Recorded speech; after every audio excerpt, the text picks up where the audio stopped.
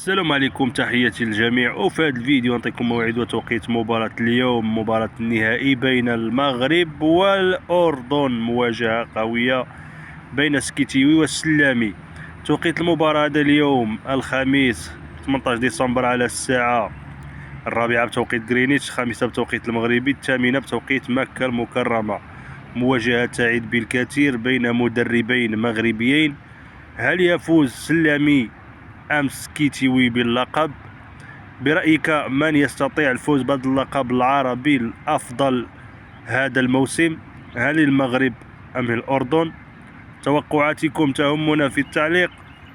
أنا أتوقع إن شاء الله فوز المنتخب المغربي باللقب 100%، ولكن حذاري من المنتخب الأردني القوي مع الإطار الوطني السلامي.